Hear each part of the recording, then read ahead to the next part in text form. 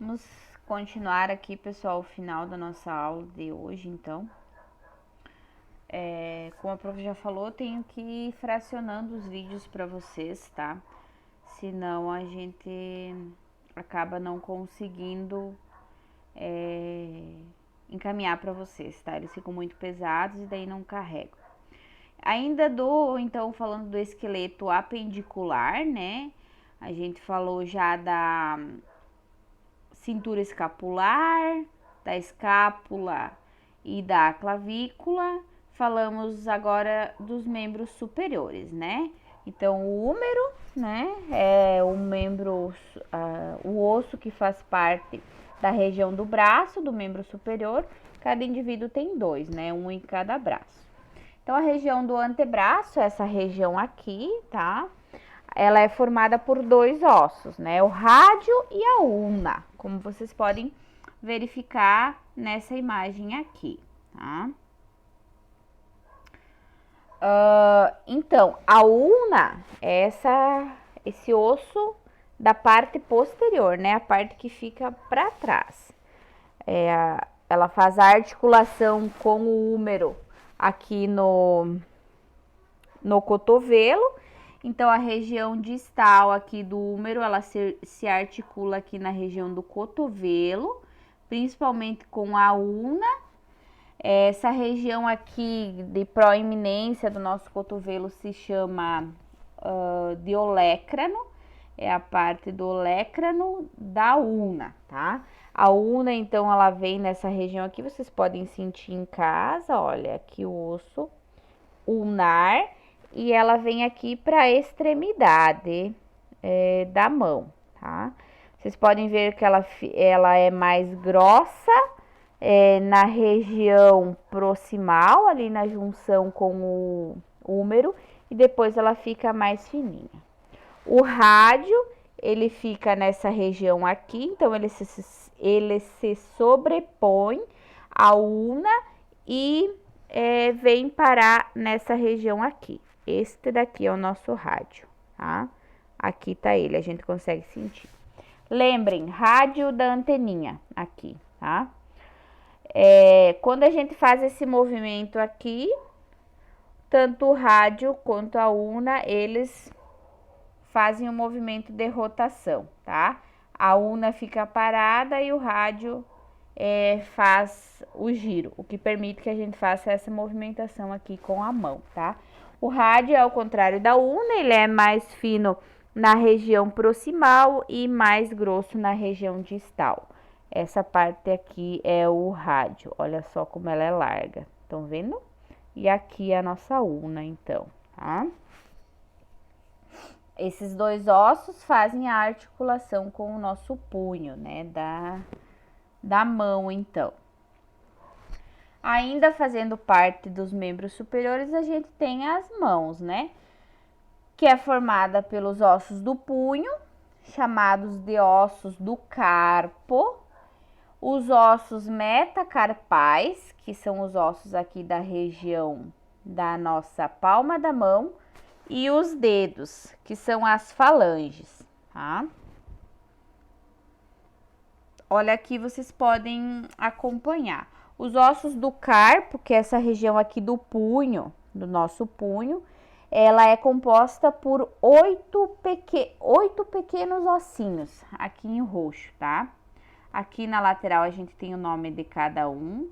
Vai ser difícil vocês decorar, mas é importante vocês saberem que aqui no nosso punho existem 8 pequenos ossos, tá? A região do metacarpo é formada por 5 ossos, tá? Cada um correspondente a um dedo. Vocês podem fazer a palpação ali no domicílio. E eles são numerados, tá? Metacarpo 1, 2, 3, 4, 5, tá? E aí a região dos dedos, na parte óssea, é chamada de falanges, tá? Os nossos dedos são as falanges. Então, cada falange, ou seja, cada dedo, é dividido em região proximal, falange média e falange distal, ó. Podem ver que o nosso dedo, ele se dobra em 3 pedacinhos, né? Com o auxílio da articulação, ele é formado por 3 partes de falange, tá? Falange proximal, porque é mais próximo do centro do nosso corpo, né? Falange média e falange distal, tá? O nosso polegar, ele não tem 3 falanges, ele só tem 2, ó, ele só se divide em 2, né? Então, ele tem a falange proximal e a falange distal, tá? Vamos repetir para fixar, então. Húmero, né? Ulna, região do olecrano da ulna, que vem para cá, nossa ulna, e o nosso rádio aqui, né? Aqui o rádio e a ulna se articulam com os ossos do carpo, os 8 ossos carpais, os 5 ossos metacarpais, conforme está aqui na imagem, e aí as falanges, os dedos. Falange proximal, média e distal. Polegar só tem a falange proximal e a distal, certo? Tranquilo sobre cintura escapular e membros superiores? Vamos partir para a parte final óssea, né? Os nossos membros inferiores. Cintura pélvica e membros inferiores. A cintura pélvica, então, o que é? São os ossos do quadril, né?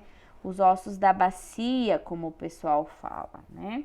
Então, a cintura pélvica, ela se divide em direita e esquerda. Cada lado é um osso único, porém, cada região do osso tem uma denominação. Ela é formada por 3 ossos, digamos assim, né? O ilho, o pubis e ainda o isquio, tá?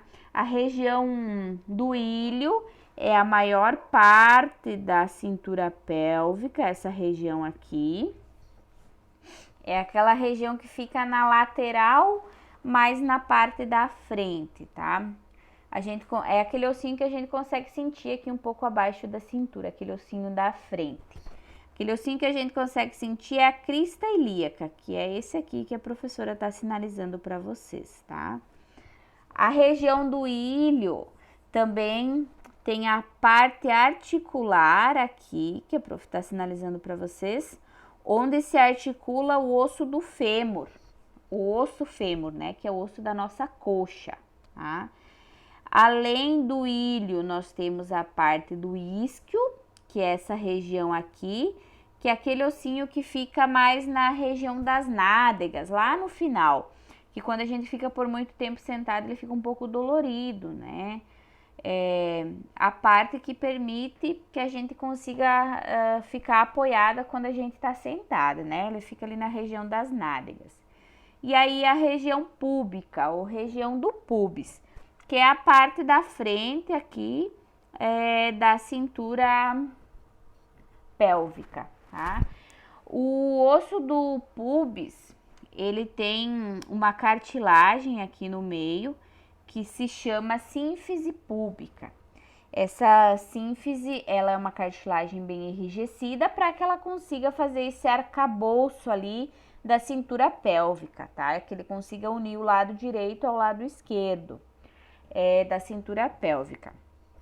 Nas gestantes, nas mulheres gestantes, devido à ação hormonal, essa sínfise púbica, durante os 9 meses da gestação, ocorre um amolecimento dessa sínfise, para que, com o passar da gestação, essa sínfise ela consiga ir se distanciando, aumentando a cavidade aqui do arcabouço pélvico, facilitando a saída do feto, principalmente no parto normal. Então, conforme o bebezinho vai encaixando a cabecinha dele aqui no arcabouço pélvico, essa sínfise púbica vai dilatando, tá? Isso acontece devido à ação hormonal. Depois da gestação, ela vai se transformando numa cartilagem mais rígida novamente, tá? Não sei se vocês podem perceber, olha só, nós temos separadamente os ossos da região pélvica, né? Aqui do nosso quadril, também conhecido como bacia, para vocês verem que o que une o lado direito do lado esquerdo da pelve é a sínfise púbica aqui, e essa região na parte de trás se acopla à região sacral e a nossa região coxígea. Aqui é o final da nossa coluna vertebral, lembra que a gente estava estudando o sacro, aqui vem a coluna lombar, aí a coluna torácica, mais para cima a cervical, aqui fica imaginariamente a caixa torácica e assim por diante. Então, todos os nossos ossos, eles são interligados através das articulações e dos tendões, tá? Aqui, como a prof falava, ó, fica a região do acetábulo, que é onde se liga o fêmur, o osso da coxa, tá? O acetábulo, ele é uma cavidade, então, um pouco mais profunda. Lembra que a prof falou antes ali da cavidade glenoide aqui do ombro, que ela é bem rasa. O acetábulo ali do colo do fêmur, ele é um pouco mais profundo. Então, é um pouquinho mais difícil ocorrer luxação, mas também ocorre, tá? Continuando, então, além da cintura pélvica, nós temos os membros inferiores, né? Cada lado, um, direito e esquerdo. Formado pela coxa, pela perna, no meio tem o joelho e no final tem os nossos pés, né? Então, a parte da coxa, cada lado nós temos um osso chamado de fêmur, é o maior osso do corpo humano, né? Ele se articula à cintura pélvica através da cabeça do fêmur, aqui, lá no acetábulo, naquela cavidade que a prof mostrou, tá? Este aqui é o fêmur, então, olha como ele é o maior osso do nosso corpo, ele é bem comprido, né? É classificado lá como osso longo, lembra que nós vimos a aula anterior. Eu acredito que vocês já devam ter ouvido falar de fratura de colo de fêmur, tá? Principalmente em idoso. Imaginem aqui a nossa cintura pélvica, tá? Essa cabeça do fêmur, ela tá praticamente dentro lá do acetábulo, grudado, através dos ligamentos e dos tendões, tá? Um paciente idoso que já tem um nível de osteoporose, ou mesmo um paciente adulto, saudável, que sofre uma queda brusca e bem significativa, ele vai fraturar, se ele bater a perna, será que ele vai fraturar a cabeça do fêmur? Não, né? Ele vai fraturar essa região aqui, que é a região do colo do fêmur. Olha só como ela é uma região um pouco mais fina e que está mais exposta. Então, a parte mais comum de fratura é a fratura de colo de fêmur, em idosos principalmente, porque ela é mais sensível, mais fina e fica mais exposta, tá? Essa região, então, aqui é bem propícia a fraturas, é a região do colo do fêmur. Ou ainda, muitas vezes, ocorre fratura nessa região aqui, que é a região trocantérica, que é essa parte aqui da lateral que a gente consegue sentir se a gente palpar, tá? Então, se a gente cair e bater ali do lado, pode ocorrer sim uma fratura ou uma fissura de região trocantérica ou transtroncantérica, que eles chamam, tá? Essa região aqui. Então, essa região aqui é a região que se articula ao quadril, a cabeça do fêmur se articula lá no acetábulo da cintura pélvica. A região mais distal aqui é a região que se articula a tíbia e a fíbula, que são os ossos da nossa perna, ou aquele osso que passa ali na nossa canela, para vocês entenderem, tá? Essa daqui é a tíbia, aquele osso mais grosso que a gente consegue sentir aqui na nossa perna, abaixo do joelho, na região da canela ali para cima, tá? Na parte mais lateral das duas pernas, a gente tem a fíbula, que é um osso um pouco mais fino que principalmente em jogos de futebol o pessoal costuma fraturar, tá? Quando eles dão aquelas entradas com a chuteira, assim, é bem comum ter fratura de região distal aqui de fíbula, tá? Essa região aqui é a região superior, a região mais proximal, que se articula ao fêmur, tá? A articulação e a junção ao fêmur é realizada por meio de ligamentos e cartilagens, tendões, e com o auxílio da nossa patela. Lembra que eu falei na aula passada da patela? Antigamente conhecido como rótula, né? Ela que permite a movimentação que a gente consegue dobrar a nossa perna, né? Senão a gente ficaria com a coxa e a perna inteirinha bem retinha. Ela que permite o movimento de flexão e extensão dos membros inferiores, tá? A patela é um osso, esse ossinho aqui que a gente consegue sentir bem durinho do nosso joelho, que faz com que através dos ligamentos e dos tendões a gente consiga dobrar a nossa perna, tá? Além da coxa da perna, que na coxa tem o fêmur, na perna tem a tíbia e a fíbula, ainda faz parte do nosso membro inferior o tornozelo e o pé, né? Então, a região do tornozelo, a gente tem dois principais ossos, né? Que é o calcâneo, a região do calcanhar, que é o osso mais grande ali da região do nosso pé. Aqui tá ele, o calcâneo, esse osso que a gente consegue sentir aqui no nosso calcanhar. E acima do calcâneo, que fica ali, ó, sentadinho em cima do calcâneo, basicamente, a gente tem o tálux, que é o osso ali do nosso pé que faz a articulação com a tíbia e a fíbula. Então, é ele que permite essa movimentação aqui do nosso pé, tá? Movimento de flexão e extensão. Não sei se vocês conseguem perceber aqui. Este osso aqui é o tálux, aqui é o calcâneo, tá? Assim como nos ossos da mão, a gente tem o carpo, que é o punho, e o metacarpo. No pé, a gente tem o tarso e o metatarso. Na mão, os ossos do carpo são formados por 8, né? No pé, os ossos são formados por 5 ossinhos. Aqui estão eles, ó. Sobrepostos exatamente um do ladinho do outro. Que formam a região aqui, ó, da planta do pé. Essa região ali é a região do tarso, tá? A região do metatarso é aquela região mais à frente do pé que a gente apoia no chão, tá? Assim como na mão, é formado por 5 ossos metatarsais. Na mão, a palma da mão, 5 ossos metacarpais. No pé, 5 ossos metatarsais, região do metatarso. E os dedos, né? Os nossos dedos do pé, aqui estão eles.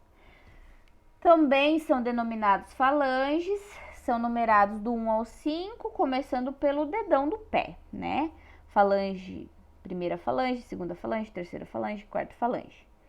Também são divididos em 3 falanges. Aqui nós temos falange proximal, falange média ali no meio e a falange distal bem pequenininha. Assim como no polegar, no primeiro dedo da mão, o primeiro dedo do pé também só tem 2 falanges, a proximal e a distal. O dedo do pé se chama, o primeiro dedo do pé se chama hálux, tá? Ele tem um nome diferenciado. Mais uma informaçãozinha aí para vocês mostrarem que vocês são experts em ossos, né? O nosso tálux, o nosso hálux, melhor dizendo. Ele também só tem 2 falanges, lembrando assim como o polegar, tá bom? Pessoal, por hoje era isso na nossa aula, tá? Eu deixei algumas questões para vocês responderem, bem tranquilo, referente à aula. Uma aula bem importante essa do sistema esquelético, porque ela serve como referência para nós, tá? Tanto na nomenclatura quanto nas nossas evoluções, tá? Se a gente não lembrar alguma região, a gente pode se referenciar à região óssea. Um exemplo: paciente apresenta ferida ulcerada ou lesão ulcerada em região coxígea, né? Paciente apresenta sutura em região média da ulna, região ulnar média. Ou o paciente apresenta edema em primeira, segunda falange intermediária, ou falange intermediária, falange média do segundo dedo da mão esquerda. Então é bem importante, tá? O paciente apresenta edema em região zigomática facial esquerda. Então estudem, pessoal, revisem os slides, tá? Isso é uma coisa bem importante, bem legal e não sei, eu gosto, pelo menos, eu acho que é uma área bem legal da gente decorar, porque a gente tá em constante uso, tá? E anatomia, infelizmente, é isso aí, a gente tem que meio que decorar, principalmente anatomia óssea, tá bom? Qualquer coisa, a professora está à disposição de vocês, tá? Qualquer dúvida é só chamar. Beijo, tchau, até a próxima aula, fiquem bem, tá bom? Um beijo grande, tchau, tchau.